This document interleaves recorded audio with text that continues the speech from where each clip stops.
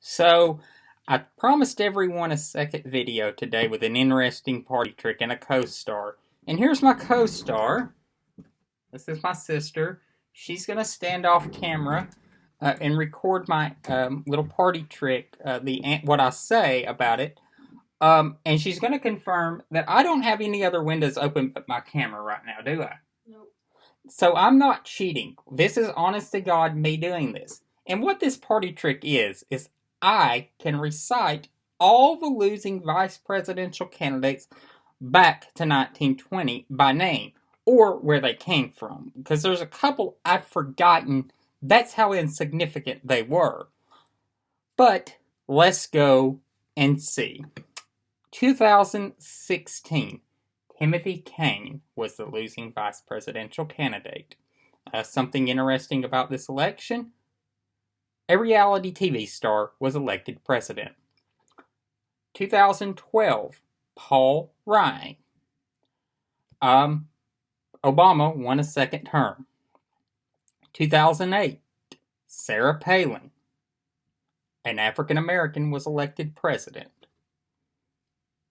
2004, John Edwards. George W. Bush was re-elected. 2000, Joe Lieberman. Al Gore won the popular vote. George W. Bush was elected president. 1996, Jack Kemp. 1992, Dan Quayle.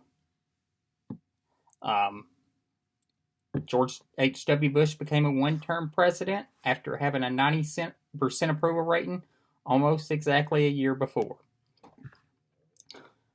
1988, Lloyd Bentsen. This was the last time a Republican won the state of California. 1984, Geraldine Ferrara. The first time a female was featured on a major party ticket as either the presidential candidate or vice presidential candidate. 1980, Walter Mondale, a former actor, was elected president. 1976, Robert Dole. Jimmy Carter, a peanut farmer and former governor of Georgia, was elected president. 1972 was Sargent Shriver. He was not the original pick of the candidate. That went to Tom Eagleton, but because he liked to get shocked in therapy for some mental problems, he was dropped from the ticket.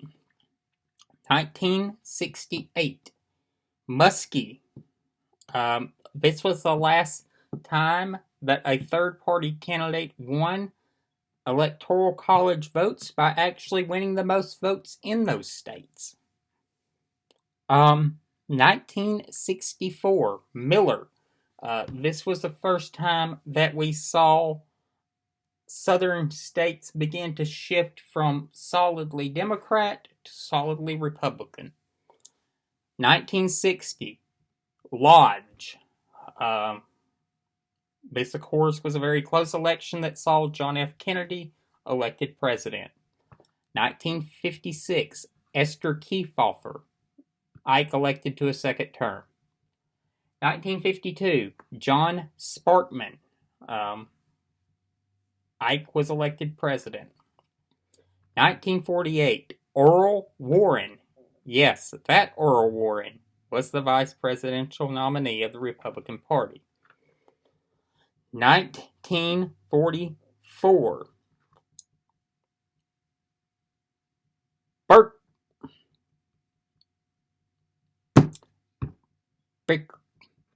It starts with a B. I'm drawing a blank on his name right now.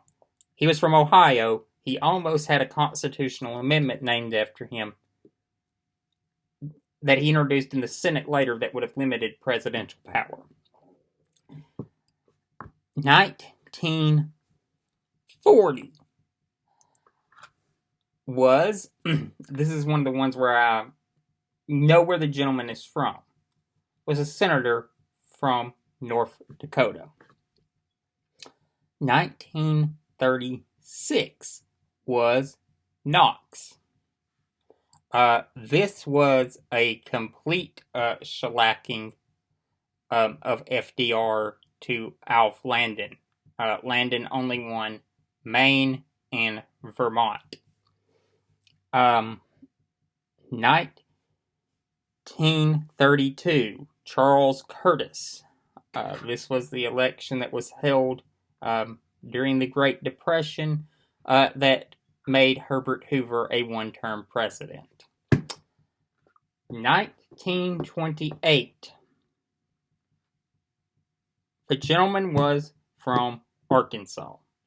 This is one of the ones where I draw a complete blank, but I know where they're from. 1924. Another blank. This gentleman was from West Virginia. And in 1920, Franklin Delano Roosevelt. Yes, that Franklin Delano Roosevelt was the vice presidential nominee. Something interesting about this election, both of the major party candidates were from the state of Ohio. Warren Harding, who was a senator, and James Cox, who had been governor of Ohio. Shocker, Harding won Ohio as he did most of the nation. It was a landslide for Harding. And the Democrats took like 100 and something ballots to get their nominee. It was insane. It was a party in total disarray. Alright, so here in a moment, Kerrigan will airdrop me all of these names, and we're going to go back and check and see how right I was.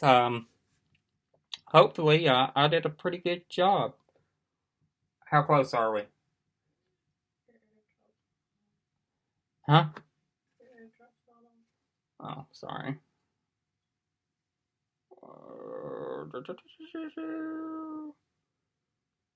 Setting.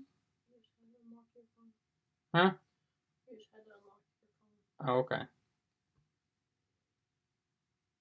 So, accept. Thank you. Alright, so she's airdropped it to me. Now let's go to the internets. To Wikipedia, because that's the best place to go for this, and it's going to be the quickest. Shit.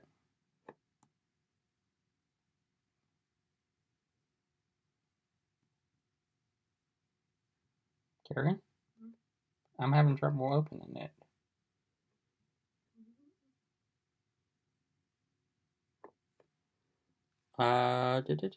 Let's see. Can you airdrop it again?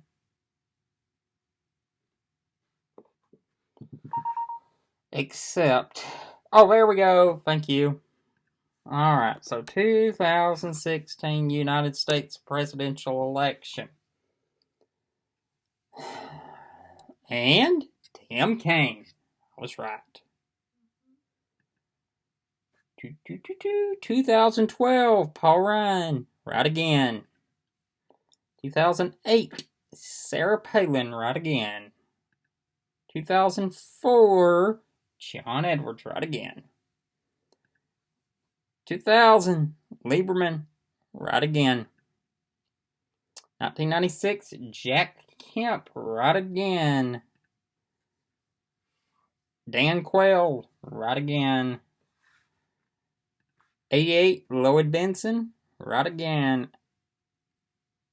And there's California, all in red. 1984. Geraldine Ferrara. Right again. 1980, Walter Mondale. Right again. 1976, Robert Dole. Right again. 1972, Sergeant Shriver, replacing Eagleton. 1968, Edmund Muskie. Right there.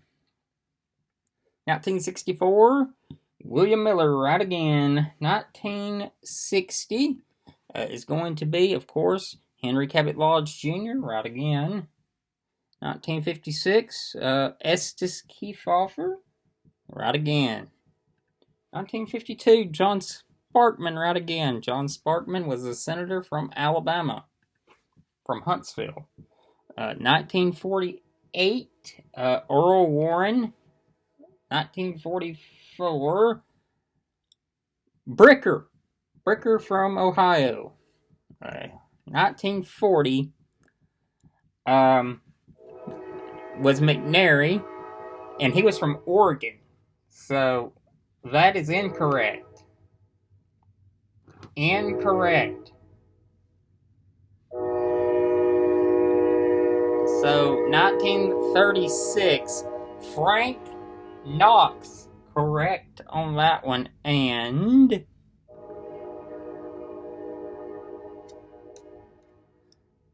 wow, interestingly enough, Frank Knox would go on to serve in the Roosevelt administration.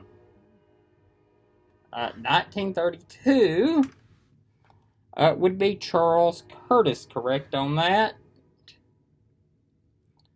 1928 would be Robinson of Arkansas. So right on that, I had the place right. And now, 24 is interesting. I got where the vice presidential candidate was from wrong, but the actual top of the ticket was from West Virginia. So that is incorrect, but partially. So I'm going to give myself an egg. I'm going to have to be true to it. In 1920, Franklin Delano Roosevelt. So 2 wrong out of a great line of presidential elections that I know. Who was the vice presidential candidate? In a couple of these, the men could have very well become president. Wendell Willkie, who lost in 1940, died before the 1944 presidential election.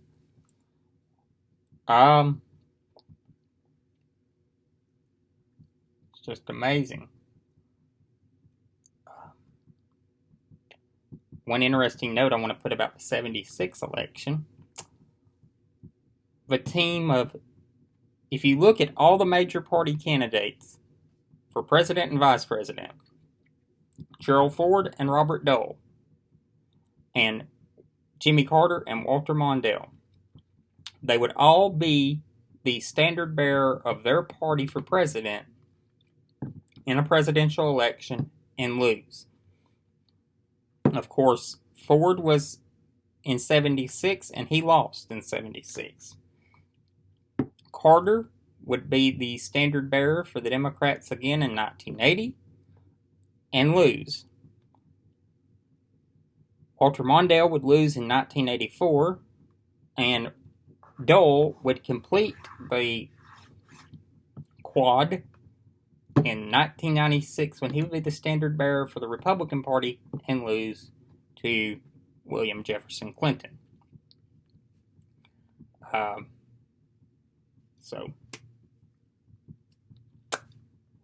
And that election actually is really, really interesting if you look at it, because of the major party nominees for president and vice president that year, Ford is the only one that is dead. Mondale is still alive. Dole is still alive. And Carter is still alive. Carter is the longest lived president in U.S. history. So thank you all for this special video. I will do one later on the state of the race in the Democratic Party for president. A lot has happened since our last little chat about that, so I will update that then. Thank you all, and thank you for looking at my cool little party trick.